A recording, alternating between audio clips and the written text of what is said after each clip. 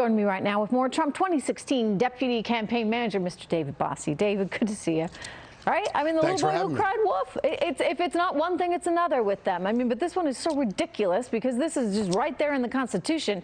And by the way, you want to talk about other presidents? Obama, I do believe he commuted more than anyone else in history as a president. We're talking more than 1,700 commutations. Yeah, it was closer to 1,900, Trish, over the 8 years. He commuted and pardoned 330 in one day, Barack Obama did. So I don't want to hear about the 25 that President Trump has very judiciously, very thoughtfully and slowly done over the last 3 years. So whether it's Barack Obama, Bill Clinton, let's talk about him. You talked about Mark Rich and the ridiculous nature of that one. Somebody who fled the country was pardoned by a U.S. president. Somebody who was doing business with Iran.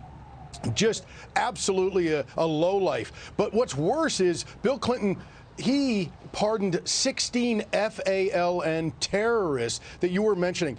One of those was responsible for the bombing at France's Tavern in New York in 1975 that killed my friend Joe Connor's dad, Frank, who was in the tavern that day, one of 4 who were killed that day. To pardon terrorists, that's what Barack Obama did. That's what Bill Clinton did. Where were these same public servants who are attacking this president for 25 pardons, one of them being Rod Blagojevich, a former Democrat. That's right. He was a Democrat.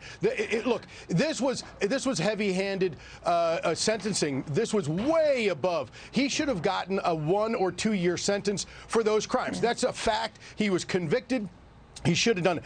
8 years was plenty. And this president, who has done the first step back, letting people out for these nonviolent offenses, this is very much right in that theme that he has been doing over the last 3 years. Yeah, it's wild. And yet, you know, whatever he does, they flip out, David. It's the Trump derangement syndrome. We've seen it for 3 years. Yeah, we've seen it for 3. I mean, I think people are getting tired of it.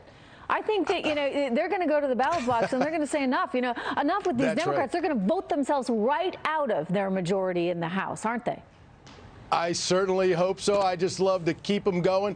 This president, can you imagine what these people are going to be doing when on November 4th, after President Trump wins re-election because of the actions of Nancy Pelosi and Chuck Schumer, because of those two leading their party down this road, this primrose path, and then whoever is their nominee, whether it's billionaire Mini Mike or, you know, this washed-up socialist Bernie Sanders, we're going to take on and beat whoever they put up.